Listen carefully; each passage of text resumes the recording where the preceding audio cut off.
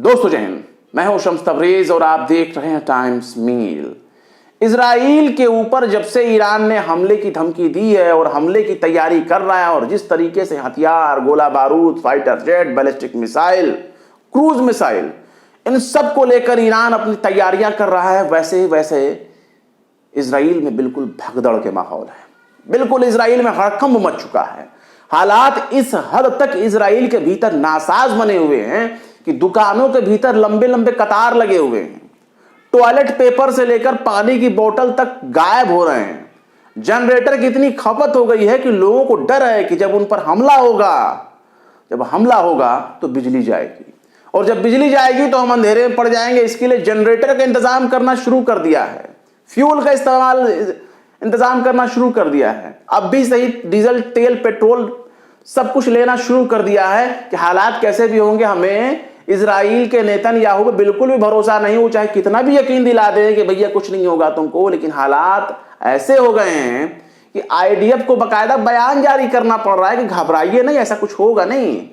आप जनरेटर खरीदने मत जाइए, पानी का स्टॉक रखने मत जाइए, अनाज खरीदने मत जाइए कि आप अनाज एक आध महीने का लेकर के अपने पास आप भर लें। हालात ये हो गए हैं कि सुपर फूड जो मार्केट है, वहां के बड़े बड़े मार्केट जो होते हैं शहरों में, उन्हें कहते हैं सुपर फूड मार्केट। वहां सब कुछ मिलेगा आपको, टॉयलेट पेपर से लेके, पानी से लेके, सब्जी से लेके, फल से लेके, अनाज से लेके सब कुछ मिल जाएगा।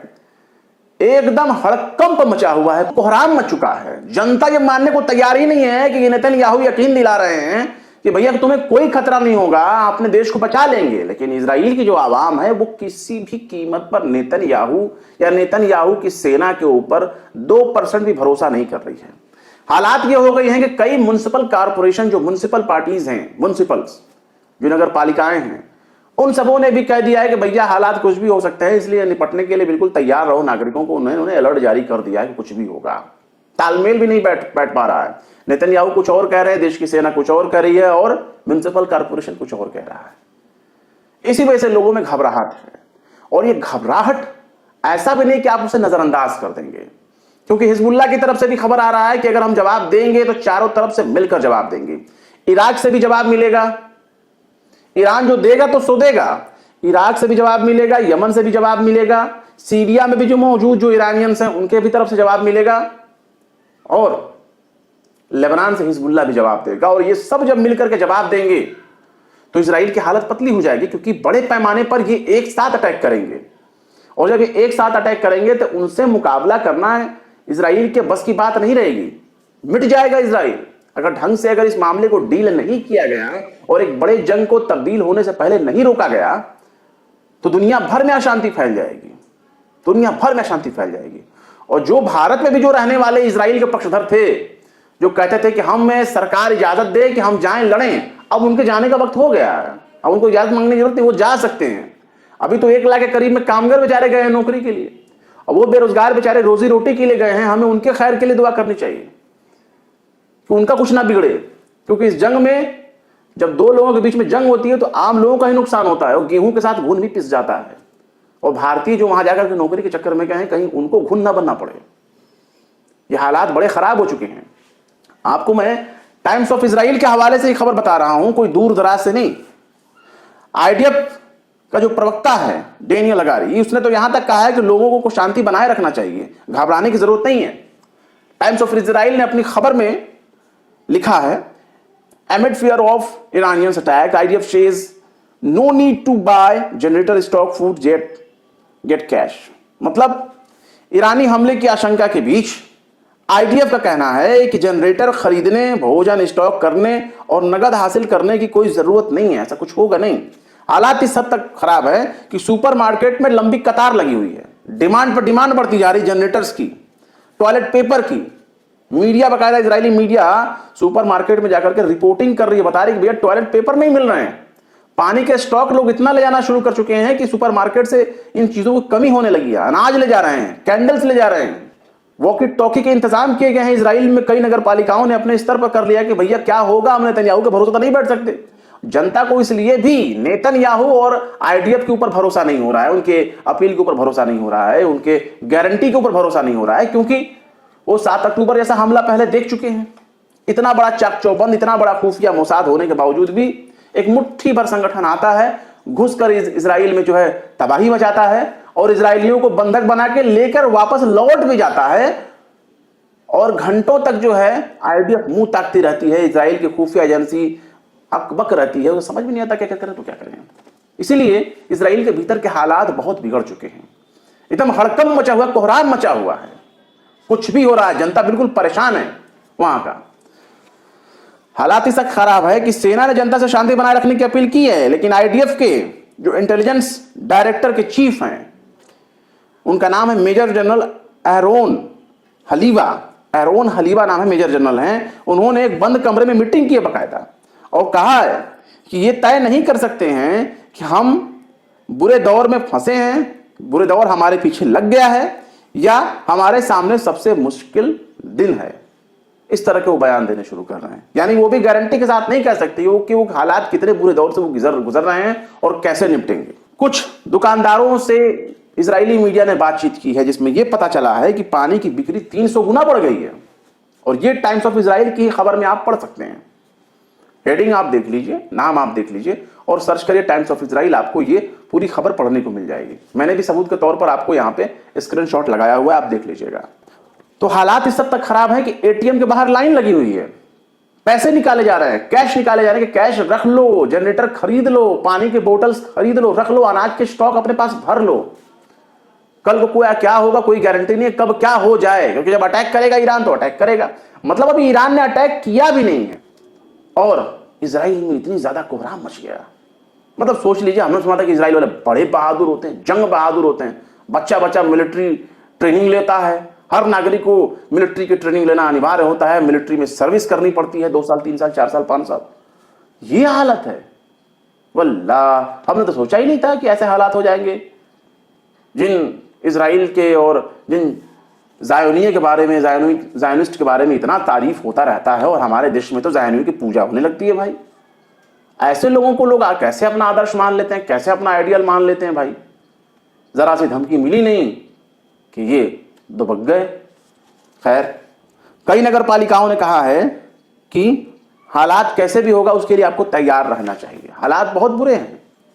और इसका एक सबूत मैं आपको टाइम्स ऑफ इजराइल की खबर से भी देना चाहूंगा कि टाइम्स ऑफ इजराइल इस मामले में वो क्या बोलता है और टाइम्स ऑफ इजराइल ने इस पूरे मामले को लेकर के क्या लिखा है। आईडीएफ जो तैयारी अपनी कर रहा है उसमें उसने कई इलाकों के ऊपर नजर बनाया हुआ है, जैसे कि लेबनान हो गया, सीरिया हो गया, इराक हो गया, यमन में। यहां जो भी हैं ईरानियन सपोर्टर्स, ईरानियन फाइटर्स जो हैं वो मौजूद हैं पहले से।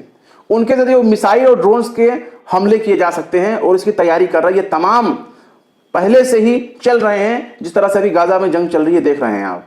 ईरान से सीधे बैलिस्टिक मिसाइल के हमले भी हो सकते हैं, ऐसा आईडीएफ का मानना है। एक ऐसे ही हालात जो इजराइल ने अभी तक नहीं देखा है। यह आईडीएफ कह रहा है कि ईरान की तरफ से बैलिस्टिक मिसाइलों के हमले हो सकते हैं, इतने ज्यादा होंगे कि इजराइल ने कभी देखा भी नहीं होगा। और सबसे बड़ी बात यह है कि ईरान सीधे किसी देश में हमला नहीं करता है, कोई भी हमला सीधे किसी देश से आमने सामने जल्दी नहीं करता। अभी तक जो उसका इतिहास देखा जा रहा है वो प्रॉक्सी वार को आगे बढ़ाता है। जैसे उसके सपोर्टर्स जो मिलिशिया हैं, फाइटर्स हैं, हथियारबंद संगठन हैं, वो अलग अलग देशों में काम कर रहे हैं। जैसे कि एक लेबनान का हिजबुल्लाह ले लीजिए, वो भी ईरानियन सपोर्टर्स है, ईरान से पूरी मदद मिलती है उसको, मिलिट्री पूरा सपोर्ट मिलता है उसको। लेबनान पॉलिटिकल पार्टी भी है, लेबनान में पॉलिटिकल पार्टी के तौर पर भी हिजबुल्लाह काम करता है, तो उसकी वो काम है, पार्लियामेंट में उसके लोग जाते हैं, बैठते हैं। वही हाल आप हमास को देख लें, हमास में भी बड़ी तादाद में जो है पूरा सपोर्ट ईरान की तरफ से मिलता है। वही हाल आप यमन के हौतीस को देख रहे हैं, अंसारुल्लाह जिनको कहते हैं, हौतीस को भी पूरा सपोर्ट मिलता है ईरान की तरफ से। वही हाल आप इराक में भी देख सकते हैं, इराक में भी फाइटर्स ग्रुप मौजूद हैं जो बीच बीच में रह रहकर कभी अमेरिका के ऊपर हमला करते हैं, कभी जो भी विदेशी एम्बेसी हैं उनके ऊपर वो अटैक करते रहते हैं, और ये तमाम ईरानियन सपोर्टर्स हैं। और जब ईरान के ऊपर कोई खतरा आएगा तो एक साथ सिर्फ अपने सुप्रीम लीडर आयतुल्लाह खुमैनी की तरफ ये ताकेंगे, देखेंगे कि कब उनके तरफ से इशारा हो और ये इकट्ठे इजराइल के ऊपर अटैक करेंगे। और इनसे बच पाना इतना आसान नहीं है, ये मिलिट्री पावर रखते हैं, ये तमाम लड़ाके कोई छोटे मोटे नहीं हैं, टक्कर देने वाले लोग हैं। हमास ने तो सिर्फ आपको एक दर्शन दिखाया था ना, पूरा ट्रेलर अभी तो बाकी है जो आप देख रहे हैं। और इजराइल ने बहुत बड़ी गलती की सीरिया में ईरान के एम्बेसी के ऊपर हमला करके उनके बड़े बड़े सैन्य अधिकारियों को मार दिया उसने, और एक्सेप्ट भी नहीं कर रहा है कि हाँ उसने किया है, यानी चोर की दाढ़ी में तिनका, नकार भी नहीं रहा कि नहीं उसने नहीं किया। तो इसकी वजह से हालात इतने खराब हो गए, मिडिल ईस्ट आग में दहक सकता है और किसी भी वक्त ये काम हो सकता है। और जब ये मामले होंगे तो तेल की कीमतें बढ़ेंगी, अनाज की कीमतें बढ़ेंगी, दुनिया भर में महंगाई देखने को मिलेगी, क्योंकि ये मामला सिर्फ इजराइल और ईरान के बीच में नहीं रहेगा, फिर अमेरिका आएगा। अमेरिका के बारे में अभी भी कहा जा रहा है कि अमेरिका ने क्या तो ईरान से कहा है कि भाई आप हमारे किसी अड्डे पर हमला मत करना, हम इस मामले में दखल नहीं देंगे। लेकिन ऐसा नहीं हो सकता, उनके लिए बकायदा एक पॉलिसी निर्धारित है। इजराइल के ऊपर कोई खतरा होगा तो अमेरिका आएगा, ब्रिटेन आएगा, काम करने के लिए लोग आएंगे, पश्चिमी देश आएंगे मिल करके, क्योंकि हर जगह ज़ायोनी लॉबी काम कर रही है। और ज़ायनिस्ट बैठे हुए हैं ऊपर तक, ये 2% ही हैं, लेकिन हर जगह ये कब्जा किए हुए हैं और हर जगह से ये कंट्रोल करते हैं। इजराइल रातों रात नहीं बन गया, इजराइल को बनाने के पीछे बहुत लंबी संघर्ष इन लोगों ने की है। बड़े मोटे मोटे पैसे दिए गए। खिलाफत उस्मानिया के जो आखिरी सुल्तान थे अब्दुल हमीद सानी जिनको दुनिया कहती है, उनको बड़े पैसे दिए गए, बड़े लालच दिए गए। कर्ज ना होने के बावजूद भी उनको ब्रिटेन और विदेशियों के जरिए कर्जदार बताया गया कि तुम्हारे ऊपर कर्जा है, तुम्हें कर्जा चुकाना पड़ेगा। दुनिया भर से सैंक्शन लगाया गया। इस हद तक उन लोगों को परेशान किया गया कि उसके बदले में सिर्फ एक ही शर्त रखी गई कि हमें फलस्तीन में जगह चाहिए और फलस्तीन में हमें एंट्री चाहिए, हमें वहां बसने की इजाजत मिल जाए। वरना इससे पहले जो रोमन्स हुआ करते थे वो झांकने तक नहीं देते थे। हालांकि खिलाफत उस्मानिया के दौर में ही ये आज़ादी हासिल होने शुरू हो गई थी, लोग आना शुरू हो गए थे। और उससे पहले खलीफा दोम यानी हज़रत उमर बिन खत्ताब, उनके दौर में जो है वहाँ पर यहूदियों को ईसाइयों को बराबरी का हक मिला, आने जाने की एंट्री मिली। हाँ, एक चीज़ हुई कि वहाँ ईसाई और मुसलमान रह सकते हैं, बच सकते हैं, लेकिन यहूदियों के मामले में ऐसा नहीं था। यहूदियों का मुसलमानों से सीधे कोई टक्कर नहीं है, क्योंकि सबसे ज़्यादा जो टक्कर थी वो टक्कर ईसाई और यहूदियों के बीच थी, जिसे बाद में पोप ने माफ़ कर दिया तो मामला थोड़ा शांत हो गया। वरना बहुत ही कट्टर दुश्मन के तौर पर देखे जाते हैं यहूदी और ईसाई।